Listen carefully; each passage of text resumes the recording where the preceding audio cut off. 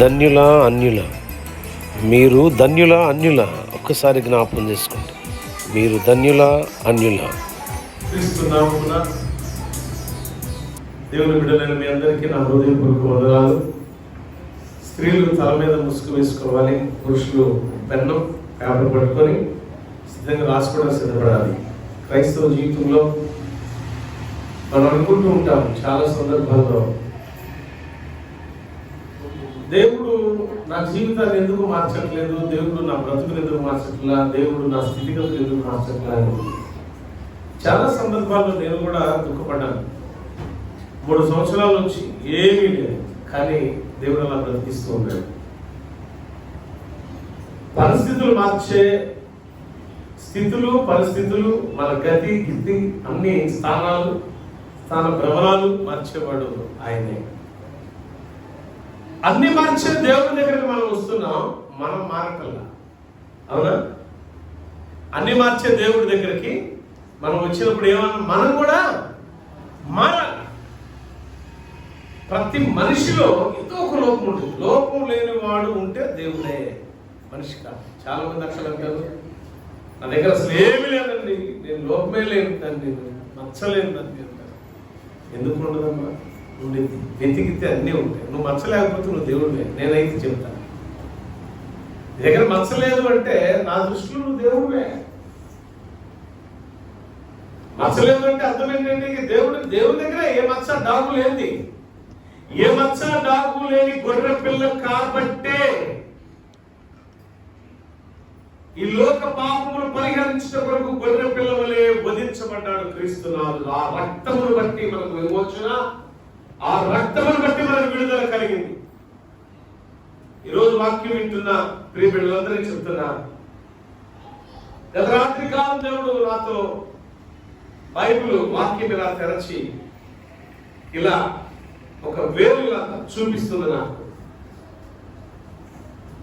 ఇది సేవా జీవితంలోనికి నేను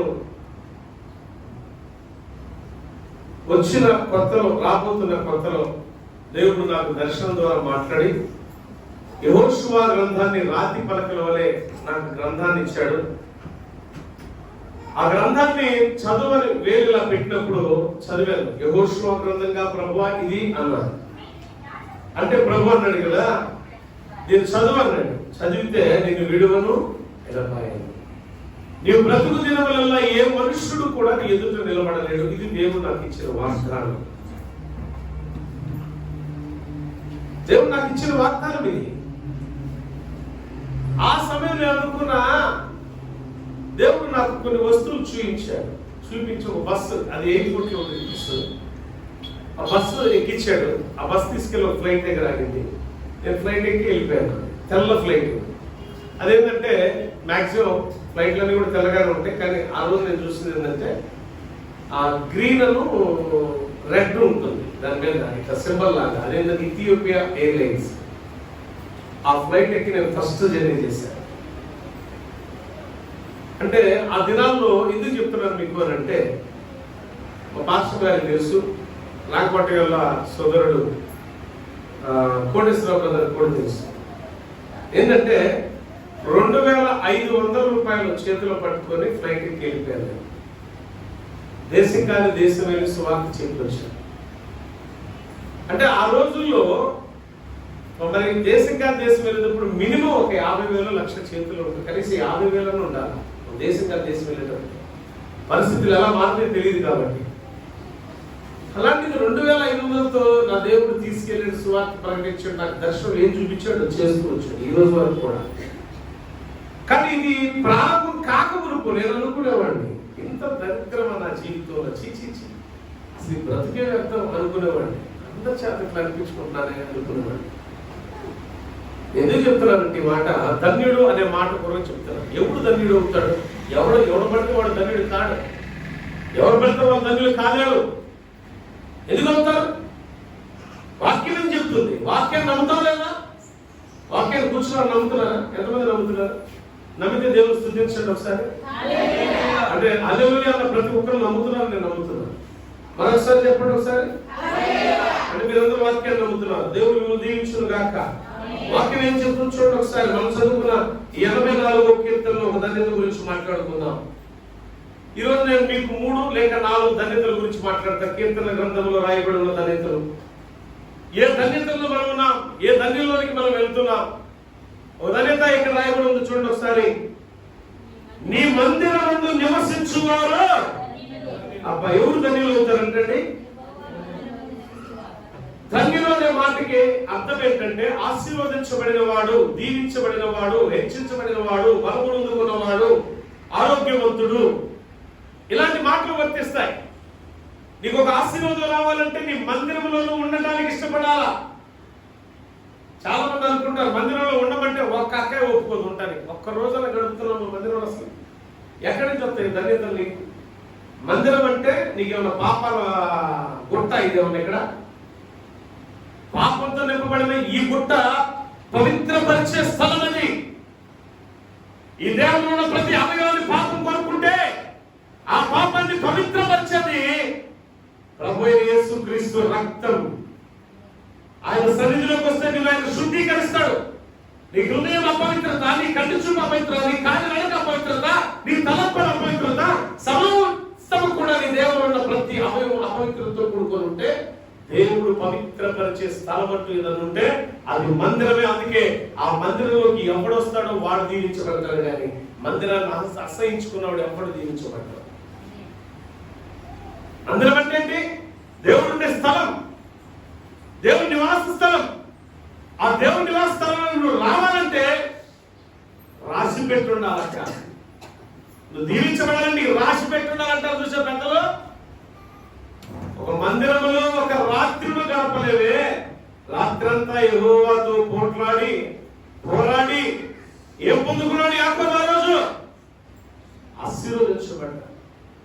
ఓడిపోయాను అనుకున్నా, కాలు తొడగూడు వసలింది, బట్ అయినా సరే వదిలిపెట్టల.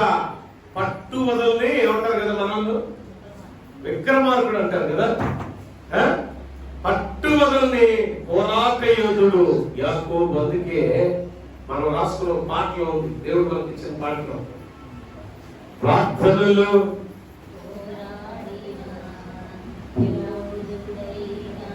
యాకోబులా కదా. ఏ పాటది?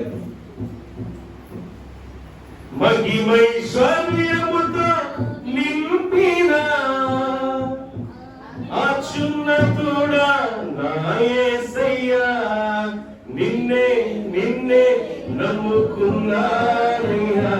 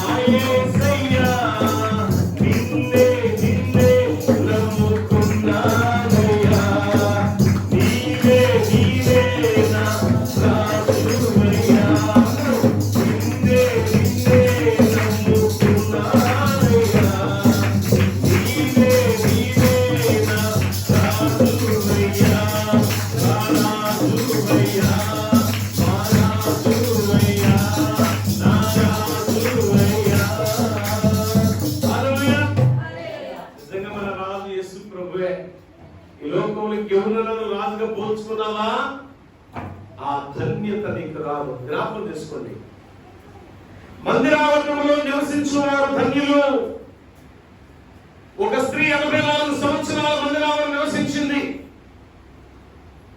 ఆ మందిరావరణంలో నివసించినప్పుడు ఆమె ఎక్కడ రోగం పాలైనట్టు గాని, ఎక్కడ ఆమె అడుగుతున్నట్టు అంటే బెగ్గింగ్ చేసినట్టు గాని, అప్పులు పాలైనట్టు గాని, ఎక్కడ ఆమె అనారోగ్యం పాలైనట్టు గాని, ఎక్కడ అవిధేయతతో కూడుకున్న క్రియలు చేసినట్టు గాని, ఎక్కడ ఎదుటి వారి హృదయంలో నొచ్చు నొచ్చుకునే మాటలు చెప్పేదిగా కానీ, ఎదుటి వారికి అయిష్టమైన క్రియలు చేసే వ్యక్తిగా కానీ ఏ నాడు కూడా ఆమె జీవితంలో కనిపించలేదు. ఆమె అన్న అనబడిన స్త్రీ. దేవుని స్తోత్రం, హల్లెలూయా. మందిరావరణంలో ఇస్తే నీతి వాక్యాలే వస్తాయి. మందిరంలో ఉంటే మందిరావరణంలో ఏం దొరుకుతుందంటే నీతి దొరుకుతుంది. మందిరంలో ఏం దొరుకుతుంది? సత్యం దొరుకుతుంది. మందిరంలో ఏం దొరుకుతుంది? అభిషేకం దొరుకుతుంది. మందిరంలో ఏముంటుందంటే ఆత్మాభిషేకంతో నడిపించబడతాం. అందుకే మందిరంలో నివసిస్తే ధన్యకరమైన పరిస్థితి. పట్టుకున్నదంతా బంగారం అయిపోయింది మందిరంలో ఉంటే. నువ్వెందుకు పట్టుకున్నావు? దరిద్రంగా ఉంటుందంటే కారణం ఉంటే ధన్యత అనేది నీ జీవితంలో లేకపోయిందంటే కేవలం నీ హృదయము శుద్ధీకరణ కానీ నీ మందిరంలో ఉంటల్లా. నామకార్థంగా మందిరంకి వచ్చామంటే వచ్చాం, పోయామంటే పోయాం కాదు. ఇది కాదు. ఆ మందిరంలో ఉన్నవారు ఏం చేస్తారు? ఏం పని చేస్తారు? కింద వాక్యం రాయబడింది చూడండి ఒకసారి. నా మాటలు కాదు, దేవుని మాటలు.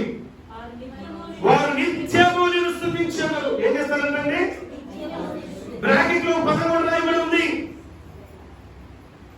ఎవరు రాయబడి ఉంది? సెల, నిశ్చయముగా అని అర్థం. మాట మార్పు లేకుండా అని అర్థం. క్రియల్లో మార్పు లేకుండా అని అర్థం. అంటే అర్థమేంటి తెలుసా? మందిరంలో నివసించేవాడు ఖచ్చితంగా దేవుని స్తుతిస్తాడు. మందిరంలో నివాసం కోరుకునేవాడు ఖచ్చితంగా ఎదుటి వారు కనిపించినప్పుడు తన తోటి సహోదరి సహోదరులు ప్రతి వందనం చేస్తారు. మందిరంలో నివసించే వారికి మర్యాద తెలుస్తుంది. మందిరంలో నివసించే వారికి నీతి గురించి మనం బోధించాల్సిన పని ఉండదు. మందిరంలో నివసించే వారికి సత్యమే అంటారు కదా పెద్దలు, సత్యమే వజయతే అన్నట్టు సత్యం మాత్రమే తెలుస్తుంది. ఈ వాక్యం ఎండింగ్ లో ఈ యొక్క గ్రంథం లాస్ట్ లో పద వాడాడు చూసారా భక్తుడు? యథార్థవంతుల అది కాదక్క, దాని పైన యథార్థముగా ప్రవర్తించు వారికి ఆయన ఏ మేలు చెప్పాలందరూ. అంటే దేవుని మందిరంలో ఉండేవాడు ఎలా ఉంటాడట? యథార్థముగా ఉంటాడండి. 15వ కీర్తనలో రాయబడిన ఒక మాట చూడండి ఒకసారి. 15వ కీర్తన దావీదు భక్తుడు రాశాడు ఈ కీర్తనను. ఒకసారి 15వ కీర్తన ధ్యానం చేద్దాం. యథార్థమైన ప్రవర్తన కలిగి నీతిని అనుసరిస్తూ ఆయన దగ్గర ఎవరు ఉంటారంటండి? ఆయన మందిరంలో ఎవరు ఉంటానికి ఇష్టపడతారు? అక్కడ వెళ్ళండి. మీలో యథార్థత లేదు, అందుకే దేవుని మందిరంలో ఉండడానికి మీరు ఇష్టపడరు. మీ దగ్గర నీతి లేదు. మీరు తిట్టుకున్న బయటికి వెళ్ళి ఏం పర్లా, మీరు తిట్టుకోండి. మీరు బాగుపడటమే నా ఉద్దేశం. మీరు ధన్యులు మార్చబడటమే నా ఇష్టం. మీ దగ్గర నీతి లేదు, యథార్థత లేదు, అందుకే దేవుని దగ్గర ఉండడానికి మీరు ఇష్టపడట్లా అంటే అలా అనవచ్చు. మీరు మందిరాన్ని రావట్లేదా ఏగారంటే బలివాడు ఎంత మాట వేసావు అనొచ్చు. మీరు మందిరానికి వచ్చినంత మాత్రాన మందిరానికి వస్తే ఎలా ఉంటారంటే ఒక మాట, వారు నిత్యము దేవుని స్తుతిస్తారు. అడుగుతున్న ప్రశ్న, నువ్వు మందిరానికి వస్తున్నావు, పొద్దుగుడు దేవుని స్తుతిస్తున్నావా? కీర్తిస్తున్నావా? ప్రార్థిస్తున్నావా? ఆరాధిస్తున్నావా? దేవుని సముఖంలో ఉన్న ఎంతసేపు ఉంటే అంతసేపు హృదయంలో స్తోత్రం చెప్తున్నావా? లేదే. యాభై నుంచి తల్లిదు మనకి, యాభై నుంచి దాస్తున్నారు మనకి. ఓరైనా పట్టి ఉండాలన్న ప్రాంతంలో యాకోబు అని. యాకోబు తొడగుడు వసిలిపోయింది కదా, ఇక నా జీవితం గుర్తుపోయిందా అనుకున్నాడా? లేదు, పట్టుకున్నాడు వదిలిపెట్లా. విశ్వాసం, ప్రార్థన, పట్టుదల యాకోబులో మనం చూస్తున్నాం. ఈరోజు క్రైస్తవులుగా పిలువబడుతున్న మీరు ఎంతమంది విశ్వాసములో, ప్రార్థనలో పట్టుదల కలిగి మీరు ఉన్నారు? ఒకసారి జ్ఞాపకం. ఎందుకు నీకు ధన్యత రావట్లేదు తెలుసా? నీ దగ్గర యథార్థత లేదు. అబద్ధం, అబద్ధం, అబద్ధం, మోసం, మోసం, మోసం. వాళ్ళ పేరు మాత్రం బాప్తిజం తీసుకున్న ఒక్కంటే తీసుకున్నానయ్యా అంటారు. ఆ కాసేపే ఎందుకు బయటికి వెళ్ళిన తర్వాత ఈరోజు వచించ సత్యము కానీ మాటలతో ఈరోజు మాట్లాడుతూ ఉంటుంది. ఈరోజు ఒకటి పరిశుద్ధాత్మ దేవుడు నాతో ముచ్చటించిన మాట మీకు చెప్తున్నాను. దేవుడు నాతో మాట్లాడేది మీకు చెప్తున్నాను. ఇది నా సొంతగా నేను మెసేజ్ రాసుకున్నదైతే కాదు. పరిశుద్ధాత్మ దేవుడు ధన్యుడుగా అంటే దీవించబడేవాడు, ఆశీర్వదించబడేవాడు, ఆరోగ్యవంతుడు, గొప్పవాడు, గర్రుడు అనబడిన వాడు ఎలా ఉంటాడు? మొట్టమొదట దేవుని మందిరంలో ఉండటానికి ఇష్టపడతాడు. చెప్పాలి, ఇప్పుడు ఎక్కడ ఉండడానికి ఇష్టపడతాం? ఒక నెల మొత్తం మీద చెప్పాలి, ఒక్క రాత్రి మనకు ఉన్నాయి. కొరవ కుమారులు కీర్తన రాసింది 24. ఇల్లే అంటారు, యెహోవా మందిరంలో ఒక దినము గడుపుట 1000 దినముల కంటే. ఈ మాట అందరికీ తెలుసు, కానీ శ్రేష్టం మాకుందయ్యా. ఆ ఒక్క దినం కూడా మేము గడపొద్దయ్యా. పాపానికి ఇచ్చిన సమయం పవిత్రమైన వాటికి మనం ఇవ్వలేకపోతున్నాం. వ్యసనానికి ఇచ్చిన సమయం దేవుని స్తుతించడానికి ఇవ్వలేకపోతున్నాం. మోసకార్యానికి ఇచ్చిన సమయం దేవుని ఆరాధించడానికి ఇవ్వలేకపోతున్నాం. అందుకే ఈ దౌర్భాగ్యమైన పరిస్థితుల కుటుంబంలో దేవుడు అంటున్నాడు, మందిరావరణంలో నివసించిన వారు ధన్యులు అనే మాట చెప్పారు. ఎవరు నివాసం చేస్తారు? ఎవరుంటారు ఆయన స్థలంలో అంటే యథార్థముగా ప్రవర్తించువాడు, మాట తప్పని వాడు. చదువున్న మాట ఉంది, తను నష్టపోయినా మాట తప్పడంటే వాడు ఆయన సన్నిధిలో నిలబడేవాడు, ఆయన సముఖంలో ఉండేవాడు. ఒకసారి చదవండి. నీతిని అనుసరిస్తూ హృదయపూర్వకంగా ఏం పలుకువాడు? నిజం పలుకువాడే. అటువాడు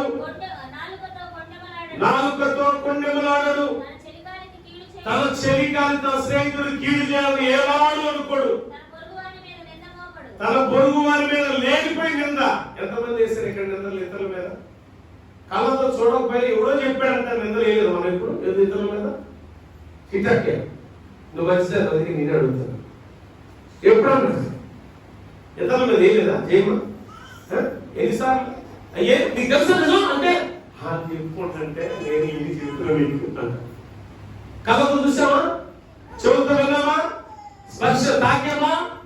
లే, అది ఎవరో చెప్పాడు, మనం కూడా చెప్పేస్తాం. ఇలాంటి నిందలు ఇతరుల మీద వేయకండి. నిందలు వేయకూడదు, తప్పది. నిజం పలకండి. నిజం అబద్ధం కాదు పలకమంటారు దేవుడు. దేవుని మందిరంలో ఉండడానికి ఇష్టపడితే నీ నోట అసలు అబద్ధం రాదు. అబద్ధం పలకడానికి నీ నోటు తెలబడదు. కారణం ఏంటంటే నీతి వాక్యాలతో నింపబడింది నీ నోరు. కానీ మనం ఏం చేస్తాం? అబద్ధాలే. పొద్దున్న లేచిన దగ్గర నుంచి ఒక్క అబద్ధం ఆడకపోయి నిద్రపడ్డారు జనానికి. కడుపు కుప్పడం వచ్చింది. ఎవరు చెప్పాలా? ఏదో ఒకటి చెప్పాలి.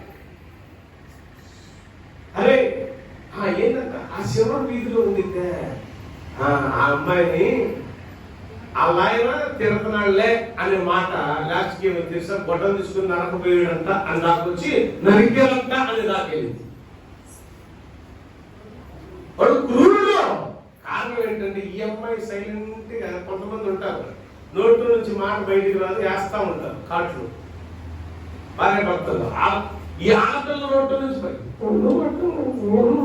అని పాప ఆడు నాలుగు పిచ్చోడు గట్టగా వెళ్తాడు. ఇప్పుడు ఎవడు బయటకు వచ్చేసరికి ఎవడు చెడ్డడు? ఎవడు చెప్పు? నేనే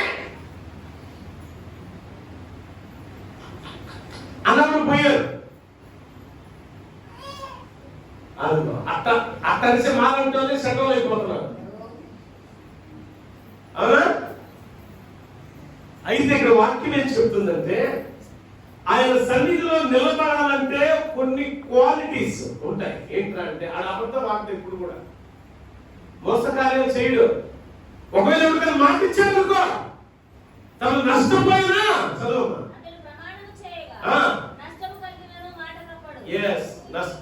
నష్టం కలుగుతుందని తెలిసి కూడా మాట తప్పని వాడే నిజమైన భక్తుడు. ఆ భక్తుల లెక్కలో ఉన్నామా? అసలు ఇవన్నీ పోల్చుకుంటే మనలో ఒక్కళ్ళలో కూడా ఒక్కటి క్వాలిటీ కూడా ఉండదు. మరి ఎందుకు ఈ వాక్యం అని అంటే ఈ వాక్యం ద్వారా మనం శుద్ధీకరించబడాలి. దేవుని స్తోత్రం, హల్లెలూయా. దేవుని మందిరంలో ప్రతి నెల 1వ తారీఖు ఉంది. ఎంతమంది మీరు 1వ తారీఖు అటెండ్ అవుతున్నారు? అరే మైక్ పెట్టి పాట అనుకుంటాం, పాట మైక్ పెట్టి ఎలా చేయగలం వచ్చేద్దాం అని అనుకుంటాం. పాప మీరు మైక్ పెట్టే టైంకి ఆ టీవీ సీరియల్ మంచి సీరియస్ లో ఉండేది. ఈ సీరియల్ అయిపోయే లోపు పాటలు స్టార్ట్ చేయలేదు స్వతం అని అనుకుంటాం. ఈలోపు ఈ సీరియల్ కథ సినిమాలోకి వెళ్ళిపోయింది. సొంతనే వేలం కాక నిద్రలోకి వెళ్ళిపోయింది. రాత్రి అంతా ఒకటి సాయంకాలం ఒకటే శోధన. ఏం శోధన? ఏమా సాయంకాలం ఒకటే. ఎవరు తీసుకొచ్చారని? ఎవరు తెచ్చిందే? మీ ఆయన తెచ్చాడా? టీవీ ఎవరు తెచ్చారు? మీ ఇంట్లో మీ పిల్లలు తెచ్చుంటారు, లేకపోతే నువ్వే కొనుక్కొచ్చుకున్నావు. తెచ్చి పెట్టుకొని అప్పుడు మా పాస్టర్ మరి నేను తిరిగి వచ్చి నవ్వుకోవడానికి ఏదో పెడతా ఉంటా లేకపోతే న్యూస్ చూస్తా ఉంటా. చూస్తుంటే అంటారు కదా, మళ్ళీ ఏం విషయం నాకు గుర్తుండదు. డిస్కవరీ ఛానల్ చూస్తా ఉంటా అప్పుడప్పుడు. ఏదో ఒకటి కన్ఫ్యూజన్ అప్పుడు గుర్తుంది చావుతున్నారు. అది చూస్తారే నిద్ర వచ్చింది చక్కనట్టు అంటే ఇది అలసిపోతా కదా, రిలాక్స్ కోసం అసలు లోపల ఏం జరుగుతుందో తెలుసుకోవడం కోసం చూస్తా ఉంటుంది న్యూస్.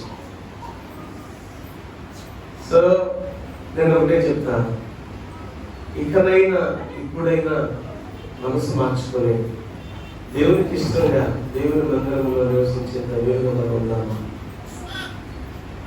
లేదు ఎక్కడ వేసిన గొంగలు అక్కడే అన్నట్టు మనం బతికిందే మార్చుకుంటూ ఉన్నాము. ఆయన మందిరంలో నివసించే ధన్యులుగా మనం ఉన్నామా? లోకంలో బతికే అన్యులుగా ఉన్నామా? అన్యులుగా ఉంటారా? ధన్యులుగా ఉంటారా? ధన్యులుగా ఉండాలంటే ఒకటి చెప్తారా, నువ్వు దరిద్రమైన స్థితిలో ఉన్నా సరే దేవుని బాధలు పట్టుకొని కన్నీరు కావచ్చు, అంగరవచ్చు, ఎదుటో దగ్గరికి బాధను చెప్పి ఏడుస్తావు కదా. ఆ రీతిలో మందిరంలో పడి ఏదో ప్రభు పాదాలు తడుపు. ఆ భక్తుల స్త్రీ తన కన్నీటితో ప్రభు పాదాలు కడిగింది కదా, అది ఎందుకు జ్ఞాపకం చేసుకో. నేను పాపిని ప్రభు, ఎంత పశ్చాత్తాపడితే ఎంత కన్నీరు వచ్చింది. అన్నింటిలో పశ్చాత్తాపడదాం, ప్రభు పాదాల దగ్గర ఉన్నాం. ఎందుకంటే మందిరం నివసించాలి, మన బ్రతుకు ధన్యకరంగా మార్చబడుతుంది. రెండవ ధన్యత గురించి మాట్లాడుతున్నాం. రఫ్కు వెళ్దాం, ఇంకో ధన్యత చెప్పుకొని ముగింపులకు వెళ్దాం. మరుసటి వారం ఇంకో ధన్యతలకు వెళ్దాం. నేను 41వ కీర్తన నేను ఇప్పుడు ధన్యతలు మాట్లాడాలనుకున్నాను.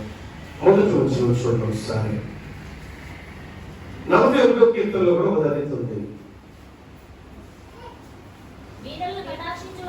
473వ పేజీ కీర్తనలో 41 మొదటి వచ్చిన. బీదలను కటాక్షించువాడు ధన్యుడు, ఆపత్కాలమందు యెహోవా వారిని తప్పించును. ఎంత మంచి మాట తెలుసా? మనలో బీదలైన వారిని కటాక్షించే మనసు మనకు ఉండాలి. కానీ మనం ఏం చేస్తాం తెలుసా? ఎప్పుడు దరిద్రమే ఎప్పుడు దరిద్రులు ఇంకా ఎప్పుడు దరిద్రమే అంటారు. నేనంట మరి ఆకలి కలిగి ఉన్నారా? ఒక ముద్ద అన్నం పెట్టు, లేదా రైస్ చేతనైతే వస్త్రహీనమై కనపడ్డారా? వస్త్రాలు ఇవ్వు. బైబిల్ చెప్పే వాక్యం అదే కదా. ఈ సంవత్సర కాలం సెమీ క్రిస్మస్ ఎలా జరిగిందో నాకు తెలియదు, కానీ నా దగ్గర ఏం లేవు. కానీ దేవుని అడుగుతున్నా. రాత్రి అడిగిన తెల్లవారుజాము అడిగింది నా ప్రాంతంలో పడుకొని అక్కడే పడి అడుగుతున్నా, నా సహాయకుడు నువ్వే కదా, నీ చిత్తమేంటి అదే చేయనా.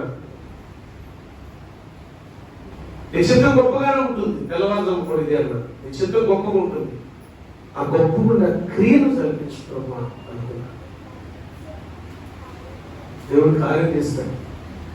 నేను సమర్థులైన దేవుడు కానీ అసమర్థులైన కావాలి కాదు. మన నమ్ముకున్న దేవుడు సమర్థుడు. ఎందుకు మనం చెప్పారంటే వేదలు కటాక్షించేవాడు ధన్యుడు. చాలా మంది వస్త్రహీనులైన వాళ్ళు ఉన్నారు. నేను ఎందుకు బట్టలు పంచుతాను ప్రతి సంవత్సరం సేవకులకి 400 మంది 300 మంది ఒక సంవత్సరం వచ్చిన వాళ్ళని బట్టి ఇస్తూ ఉంటాయి. ఎందుకు అంటే ఈ పరిచయం చేసేది వాళ్ళలో సంతోషాన్ని చూసి నేను ఆనందపడతా ఉంటాను. ఆ సేవకులు వచ్చి ఆ బట్టలు తీసుకొని చక్కగా మంచి భోజనం చేసి వెళ్తున్నప్పుడు దూరం నుంచి వచ్చిన వాళ్ళకి ఏదో నా చేతనైన సహాయం చేసి పంపిస్తున్నప్పుడు ఆ సేవకుడి నోటి నుంచి వచ్చి ఆ చిరునవ్వు, ఆ ముఖం, ఆ చిరునవ్వు చూసి ఆనందపడుతూ ఉంటాను. చాలు అని మీరు కూడా అనుకుని తీర్మానం తీసుకోండి. ఈ సంవత్సరం ఒక సేవకుడుగా ఇతర సేవకుడుగా మీ స్తోమతను బట్టి మీరు కూడా చేయగలిగితే చేయండి. ఎందుకు తెలుసా? మనం ధన్యులు ఉంటాం. చెప్పడం దేవుడు. హల్లెలూయా. ఎందుకు తెలుసా? మనం ధన్యులు అవ్వాలంటే పేదలైన వారిని కటాక్షించాలి. మన కడుపే కైలాసం కాదు అంటారు కదా, మన కడుపే వాడి కైలాసం అంటారు పెద్దలు. మనం ఎప్పుడు మనం దగ్గరే కాదు, ఎదుటి కూడా చూడాలి. అపోస్తలుడు పౌలు కూడా అంటాడు, మీ సొంత కార్యాలే కాదు ఇతరుల పనులు కూడా మీరు చూడండి కొన్ని అంటాడు. దిక్కులేని వారిని దరిద్రులను ఆదరించమని యాకోబు చెప్తాడు యాకోబు రాసిన పత్రికలో. అదే నిజమైన భక్తి గల జీవితం అని అంటాడు. ఇంకొక అడుగు ముందుకు వేసాయి. వేదనలు కటాక్షిస్తే మనం ఆస్తులు నిలిచిపడతామట, ఆరోగ్యవంతులుగా మార్చబడతామట. ధన్యులు అంటే అర్థం ఏంటి? ఆశీర్వాదం, దీవెన, ఆరోగ్యం, ఆనందం, ఉత్సాహం, సంతోషం, ఈ మాటలన్నీ కలుపుకునే ధన్యత. సింపుల్ చిటగా నీకు ఆనందం కావాలా? నీ స్తోమతను బట్టి ఒక జత బట్టలు పాస్టర్లకి లేదా పాస్టర్ కలుపుకోవాలి. అంటే మా ఇంట్లో కాలంలో దయచేసి మమ్మల్ని ఎక్కడ వేసుకోబాక. మీరు కట్టబడి పర్లేదు, మీరు మా గురించి మీరు దండం పెడతాం, మళ్ళీ మమ్మల్ని అనబాకండి. ఎవరైనా భేదమైన వారికి నేను చెప్తుంది. దేవుడు నాకు ఇచ్చినంతలో నేను బాగానే ఉన్నాను. పాస్టర్ గారు లైవ్ ఇటు మాట్లాడేసాడు, బాబు నింద వేయబాకండి నా మీద. ఇప్పుడే వాక్యం చదివాం, నింద వేయకూడదు అని. వేసేవా నీ దగ్గర దురాత్మ ఉన్నట్టే. ఆ రికార్డు ఉంది ఇప్పుడు. అదంతా నేనేం మాట్లాడిన రికార్డు ఉంది. ఎవరైనా వేసినా రికార్డు వేస్తా, మైక్ లో పెట్టి జాగ్రత్త. ఎవరన్నా భేదలైన వారిని కటాక్షించాలి అంటే ఏం చేయాలా? మనం కూడా ఒకటి మనకు కలిగింది. ఇప్పుడు నేను ఒక మాట చెప్తా. నేను నెలవారీ సంపాదన, రోజువారీ సంపాదన 500 వేసుకో. 20 రోజులు వెళ్తాం, నెల మొత్తం ఎదురు పనికి 20 రోజులు వెళ్తాను. 5 రోజులు ఎంత నాకు ఎక్కడ పోతుంది సరిగ్గా వీక్ చేసి ఎక్కడ చెప్పు. 10 కరెక్టే కదా? 5 రోజులు 10 కదా, అంటే 10,000. 10,000 దశమానం ఎంత? 1000 రూపాయలు. ఒక 1000 రూపాయలు పాస్టర్కి నువ్వెందుకు జీవించకూడదు చూస్తా నేను చెయ్యం అంతా అంతే కదా. మన జీవితం ఇదే. ఆన్లైన్ వస్తే నా జేబులు ఉంటే ఓకే, లేకపోతే సేవకులు ఇక్కడి నుంచి తీసి మనం ఎక్కడి నుంచి తీసి ఎదిగిస్తామంటే వాళ్ళు ఆదరించడం వల్ల మనం జీవించబడతాం. మనకు ఆదరించడం వల్ల పేరు మన కళ్ళ ముందు నిజంగా ఆకలి కనబడించారు. ఈ మధ్య కాలంలో అలా చేసే వాళ్ళు కూడా వ్యాపారాలుగా మారిపోయింది. కూడా భిక్షమెత్తడం కూడా వ్యాపారం అయిపోయింది. ఎవరు నిజంగా పేదవాడో ఎవరు నిజంగా దరిద్రుడో మనం కనిపెట్టలేకపోతాం. ఎవడు వ్యాపారస్తుడు కనిపెట్టలేకపోతాం. మన మధ్యలో చనిపోతే ఒక డబ్బులు మూట పేదం కూడా బయటకు వచ్చిందంట. చచ్చిపోయినోడి కింద ఏదే దిండ్లు ఇల్లంతా డబ్బేనంట. ఎవరైనా అంటే భిక్షం ఎత్తుకునేవాడు. మరి ఎవరు నమ్మాలి? అందుకే మన కళ్ళ ముందు చూస్తూ ఉన్న సహోదరి సహోదరులు ఎవరైతే బాధలో ఉన్నారో వాళ్ళకి మనం ఆదరణ ఇద్దాం, ధన్యులుగా మార్చుకుందాం మన జీవితాన్ని. అలా చేయడం వల్ల ఉపయోగం ఏంటి తెలుసా? ఆపద అనేది మనకు సంభవిస్తే అది ఎటువంటిదైనా శరీరానుసారంగా కానీ ఆర్థిక పరంగా కానీ ఏ విధమైన ఆపద నీకు నీ కుటుంబానికి సంభవిస్తే రక్షించువాడే నా దేవుడు. దేవుడికి స్తోత్రం. హల్లెలూయా. వేదాల కటాక్షించండి. వేదాల కటాక్షించువాడు ధన్యుడు. ఆపత్కాలమందు యెహోవా వారిని భయంకరమైన ఆపద నుంచి తప్పించబడతాం. మనం కరోనా కష్టకాలంలో చాలా మంది ప్రార్థనలు చేయించుకున్నారు, బాగుపడ్డారు, బాగానే ఉంది. బతికిపోయిన దేవుడా అనుకున్న తర్వాత బాప్తిజం కూడా తీసుకుంటారు అనుకున్న వాళ్ళు ఉన్నారు. కానీ ఇప్పుడు దేవుణ్ణే మర్చిపోయారు. మరి మీ దగ్గర ఎంతవరకు నీతి ఉందో అర్థం చేసుకోండి. మీరు నీతిగా ఉన్నారా, యథార్థంగా ఉన్నారా, మాట తప్పిన వాళ్ళు ఉన్నారా? మీరెంత ధన్యులు అవుతారు? జ్ఞాపకం చేసుకోండి. మాట తప్పడు దేవుని బిడ్డ అయిన వాడు. మాట తప్పడు దేవుని బిడ్డ అయిన వాడు. మాట ఇచ్చాడా? తాను ప్రమాణం చేసినా నష్టపోయినా సరే అది నెరవేర్చబడి ఉంటాడు. అటు వాళ్ళు మనం ఉన్నామా? పరిశీలన చేసుకుందాం. ఒకరు విమర్శించవద్దు కానీ పరిశీలన చేసుకుందాం. దేవుని పిల్లలారా, 2 వేదనలు కటాక్షించువాడు ధన్యుడు. యెహోవా వారిని ఆపద సమయంలో తప్పించును. తర్వాత యెహోవా వారిని కాపాడి బ్రతికించును, భూమి మీద వాడు ధన్యుడగును. పేదలు కటాక్షిస్తే చాలంట, భూమి మీద ధన్యులుగా మారిపోతా ఉంటాం మనం. ఎందుకంటే ఉందా మనకి ఫారినర్ చాలా మంది నేను చిన్నపిల్లప్పుడు ఫారినర్స్ పిల్లలు ఈ దేశానికి వచ్చి అమెరికన్స్, ఆస్ట్రేలియన్స్, మరి ఏషియన్ కంట్రీస్ లో కొంతమంది యూరోపియన్స్ వచ్చి ఎందుకు సహాయం చేసేవాళ్ళంటే భారతదేశం చాలా పేద దేశం అని చెప్పేవాళ్ళు.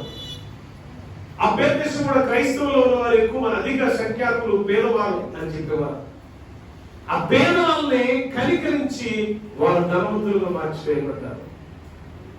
కనికరించి ధనవంతులుగా మార్చివేయబడ్డారు. నేను ఒకటి అనుకున్నా, మీకు ఇష్టమైతే ఇక నుంచి ప్రతి ఆల్నైట్కి ఒకరికి పరిచర్య అప్పచెప్పేశాను. ఇంకో పరిచర్య తర్వాత ఈ కార్యక్రమం అంటే వాక్యం ముగించిన తర్వాత చెప్తాను. అది నెలకొకరు ప్రాసెస్ చేసుకుంటూ వెళ్ళిపోతే అది మీ ధన్యత కొరకు మాత్రమే, కానీ నాకైతే కాదు. ఖైలం నన్నైతే దృష్టిలో అసలు పెట్టుకో, భయం అతను చెప్పాలంటే నాకు ఎక్కడ నన్ను అంటారని చేయమా, దడ పుట్టుకొస్తుందో చూస్తుంటే ముఖాలు చూస్తాను కదా. ఎటు నుంచి నేను చెప్పానే ఆయన అలా ఎవరి దాని దగ్గర అరుచుకుంటున్నారులే అని వచ్చిన మాట, ఎవరైతే చదువుతున్నాడంట, బట్టలు తీసుకుని వెళ్ళాడంట. ఇంకొక మాట, బట్టలు తీసుకుని వెళ్ళకపోయింది వేసేసాడంట. ఎప్పుడు చెప్ప ఇది నా భయం. యెహోవాకు పేదలను కనికరించేవాడు, యెహోవాకు అప్పించేవాడు ఉంది ఇంకో చోట. అవును కదా, ఏమండి? పేదలను కనికరిస్తే దేవుడికి అప్పించేవాళ్ళం అవుతాం మనం. దేవుడికి అప్పిస్తావా? నీకున్న దాంట్లో అప్పివా? అప్పిస్తేనే నీకు బాగా వడ్డీతో సహా వచ్చేది. బయట వడ్డీ చిట్టు వడ్డీ చక్రం పెట్టేస్తారు, కానీ ఇక్కడ అసలు వడ్డీ చక్ర వడ్డీతో సహా రిటర్న్ ఇస్తాడు దేవుడు. దేవుని స్తోత్రం, హల్లెలూయా. ముగ్గురు ధన్యుల గురించి చెప్పిన, ఒకటి దేవుని మందిరంలో ఉంటే చాలు ధన్యుడు, రెండు బీదలను కనికరిస్తే ధన్యుడు, మూడు భూమి మీద బీదలను కనికరించి యెహోవా చేత ఆపత్కాలం ముందు తప్పించబడితే వాడు భూమి మీద ధన్యుడు విడిపోతాడు. ఇంకా కొన్ని ధన్యతల గురించి వచ్చే వారం నేర్చుకున్నాం. జ్ఞాపకం చేసుకోండి. ధన్యులుగా ఉండాలన్నా, మన స్థితిగతులు తప్పించబడాలన్నా ఒకటే నేర్చుకోవాలి. 15వ అధ్యాయం కీర్తన గ్రంథం ధ్యానం చేయండి. యథార్థముగా నీతి పలుకువాడే, నీతిని అనుసరించి పలుకువాడు, మాట్లాడేవాడే దేవునికి ఇష్టంగానే అయిష్టుడుగా ఉండడు. వాడు దేవునికి ఇష్టంగా ఉంటాడు, దేవుడు కూడా వాడు మొరం వింటాడు. దేవుని పిల్లరా, మీరు దేవునికి ఇష్టంగా ఉంటున్నారా? ఇష్టమైన క్రియలు చేస్తున్నారా? ఎంతమంది అబద్ధికులు ఉన్నారు. టీవీలో చూస్తూ టీవీ ప్రసంగాలు గొప్ప అనుకుంటారు. అదే టీవీలో చూసాం కదా, సాలి దీని జీవితానికి అనుకుంటారు. కానీ వాక్యం ఏం చెప్తుంది సార్? మందిరానికి వెళ్ళాలి అని చెప్తుంది. మందిరానికి వెళ్తావా? ఇంట్లో చక్కగా టీవీ సీరియల్ చూసినట్టు ఈ ఎపిసోడ్ కూడా చూస్తావా? నీ ఇష్టం. మందిరానికి వెళ్తే నువ్వు ధన్యులుగా ఉంటావు. వెళ్ళటమే కాదు, పేదలని కటాక్షించాలి, కరుణించాలి. పేదలైన వారు మన కళ్ళ ముందు కనపడినప్పుడు, ఆకలి తప్పుతూ ఉన్నప్పుడు, వస్త్రహీనులు ఉన్నప్పుడు ఆదరించు, ప్రేమించు. నీ ప్రేమను పంచు వాళ్ళకి. దేవుడు ఆపద సమయంలో తప్పిస్తాడు. తప్పించడం కాదు, భూమి మీద నీకన్నా ధనవంతుడు, నీకన్నా గొప్పవాడు లేడు అని ప్రజల నోట అనిపించేటట్టుగా అంత గొప్పగా దేవుడు ఇచ్చేస్తాడట. అందుకే ధన్యుడిగా ఉండాలంటే దేవుని వాక్యాన్ని, ధన్యుడు ఉండాలంటే దేవుని మందిరంలో, ధన్యుడు ఉండాలంటే యథార్థంగా ప్రవర్తించు, దేవుని ధన్యుడు ఉండాలంటే సత్యమైన మార్గంలో సత్యవంతుడుగా నడుచుకో. ధన్యుడు ఉండాలంటే ప్రమాణం చేసావా, మాట తప్పబాక, నష్టపోయినా సరే ఆ ప్రమాణం నెరవేర్చు. అంతేగాని మాట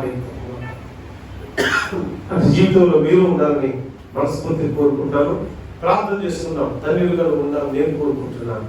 నీలో ఏదైతే దేవునికి ఇష్టమైనది ఉందో, పేదలంటే నీకు అసహ్యమా, మనసు మార్చుకోవాలి. దేవుని మందిరానికి వెళ్తామంటే నీకు ఇష్టం లేదా? ఏదో నామకార్థంగా వెళ్తావా? నిజంగా వెళ్తావా? ఈ వాక్యాన్ని వీక్షిస్తున్నవా? ఒకవేళ మందిరంలో రాత్రులు గడపలేకపోతే పగలంతా దేవుని సన్నిధిలో గడప. ఒక దినం ప్రార్థన, ప్రార్థన, ప్రార్థన, స్తుతి, స్తుతి, స్తుతి, ఆరాధన, ఆరాధన, కీర్తన, కీర్తన, కీర్తన. ఇదే నేను గొప్పదానిగా గొప్పవాడిగా చేస్తుంది. దేవుని సముఖంలోకి రావడం అంటే ఆషామాష కాదు. దేవుని మందిరంలోకి వస్తే మన నోరు ఎప్పుడు దేవుని స్థుతించాలి. అబద్ధాలుగా చెప్పాల్సింది. దేవుని మందిరాలకు వచ్చి అబద్ధంగా మనం మాట్లాడాల్సింది. దేవుడు అన్ని వింటున్నాడు. వినటలేదు అని నీ నోరు ఇష్టం వచ్చినట్టు నువ్వు మాట్లాడుతున్నావా? క్షమించమని దేవుని అడుగుదాం. ఈ రోజు నుంచి మన మనసును మార్చుకున్నాం. దేవుడి మాటను దీవించుగాక. ఆమె ప్రార్థన చేద్దాం. మీ కొరకు ప్రార్థన చేస్తున్నాం. మహాపరిశుద్ధుడా, ఎవరైతే ఆపద గడిలో ఉన్నారో నా ప్రియ చెల్లెలు అక్కడిని ఆపద నుంచి తప్పించండి. నా ప్రియ తమ్ముళ్ళు అందరూ జ్ఞాపకం చేస్తున్నాం. ఏ ఆపద సంభవించి నలిగిపోతున్నారో, ఏ ఆపద ఎటువంటి విపత్తు రూపంలో నా కుటుంబం మీద పడుతుందో, ఈ పేరు ప్రమాదాల నుంచి తప్పించేవాడు నీవే. పేదల్ని కటాక్షించే మనసులో దయచి దశమ భాగములు దొంగిలించే వారిగా కాకుండా, ప్రత్యేక ఆత్మలను దొంగిలించే దానిగా కాకుండా, ఆ ఆత్మలను ప్రభావ పేదల మీద ఖర్చు పెట్టుకున్న కొరకు నీ మందిరములో ప్రభావ కానుకలు వేసే రీతిలో మనసు నాకు కలుగు చేయండి. ఎందుకంటే నీకు అర్పించవలసిన కానుకలు నేను దొంగతనం చేస్తున్నా, నన్ను క్షమించండి. ఎలా నేను ధన్యురాలు ఉంటాను, ఎలా ఆపద నుంచి తప్పించబడకుండా ఇంకా ఆపదలు ఆపదలు ఆపదలు ఆపద మీద ఆపదలు, నిందల మీద నిందలు వస్తూ ఉన్నాయి. కారణాలు తెలుసుకోలేక నాలుగు ఇబ్బందులు పడ్డాం. కానీ ఇక నుంచి నేను యథార్థముగా, ఇక నుంచి నీతిగా, ఇక నుంచి అబద్ధము పలకకుండా, ఇక నుంచి ప్రమాణము తప్పకుండా నీ సన్నిధిలో గడపాలని, నిన్ను స్తుతించాలని, నిన్ను ఆరాధించాలని, నిన్ను కీర్తించాలని, నీ నామం బట్టి ప్రార్థనలో గడపాలని ఆశపడుతున్నా. నా ప్రియ చెల్లెలు, అక్కలు, తమ్ములు, అన్నలు అందరినీ జ్ఞాపకం చేసుకోండి. ప్రియ బిడ్డలందరినీ చేతికి అప్పగిస్తున్నాను స్వామి. కనికరించినయ్యా. ఎవరు అనారోగ్యంతో బాధపడుతున్నారో వారిని స్వస్థపరచండి. ఎవరు ఉద్యోగం కొరకు ఎదురు చూస్తున్నారో వారికి ఉద్యోగం దయచేయండి. ఎవరు వ్యాపార అభివృద్ధి కొరకు ఎదురు చూస్తున్నారో వారి వ్యాపారాలు అయ్యా బలపరచండి, అభివృద్ధి చేయండి. అయ్యా ఎవరు వివాహాల కొరకు ఎదురు చూస్తున్నారో వారికి వివాహాలు జరిపించండి నాయన. ఎవరు ప్రభువా ఉద్యోగం, వ్యాపారం, రైతు వారి పనులు చేసుకునేవారు అనేక రకాలుగా శ్రమిస్తున్న శ్రమజీవుల కష్టార్జితాన్ని బలపరచండి, హెచ్చించి ఆశీర్వాదకరంగా మార్చమని యేసయ్య శ్రేష్ఠ నామములో అడుగుచున్నాను తండ్రి. Amen. Praise the Lord. God bless you all.